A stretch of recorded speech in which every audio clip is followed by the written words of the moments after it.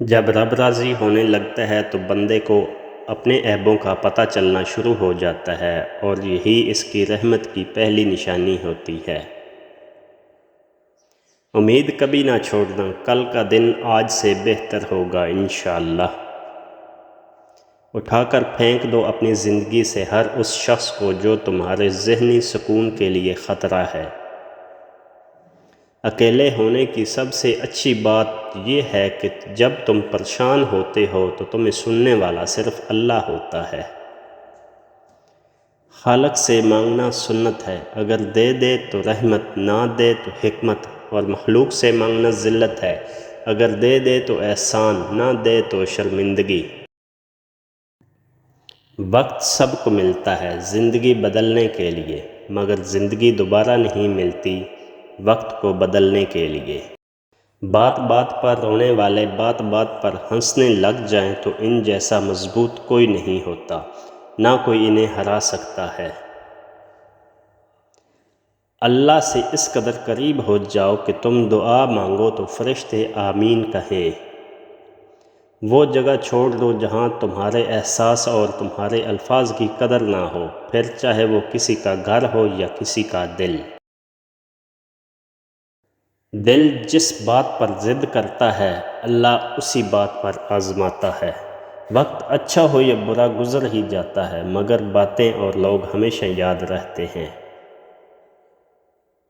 اگر کسی کی تکلیف دیکھ کر تمہیں تکلیف ہونے لگے تو سمجھ لینا تم اللہ کے بنائے ہوئے بہترین انسان ہو۔ منہ میں زبان تو سبھی رکھتے ہیں، مگر کمال وہ کرتے ہیں جو اسے سنبھال کر رکھتے ہیں۔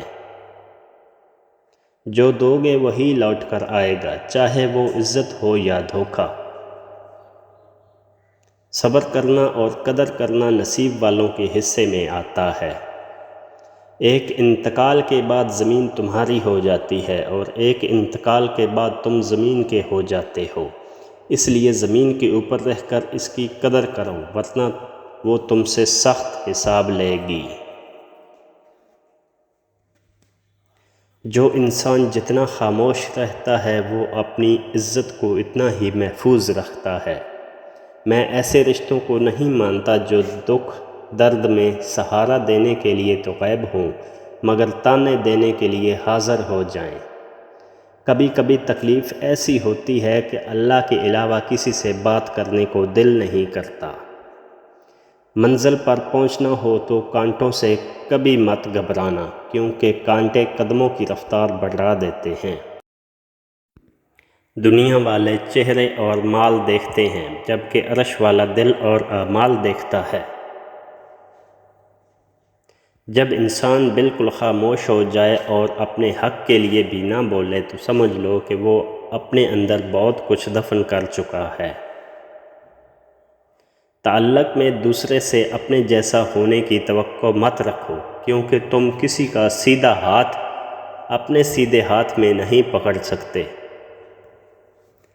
زندگی اس اذان سے شروع ہوتی ہے جس کے بعد نماز نہیں ہوتی، اور ایسی نماز پر ختم ہوتی ہے جس سے پہلے اذان نہیں ہوتی۔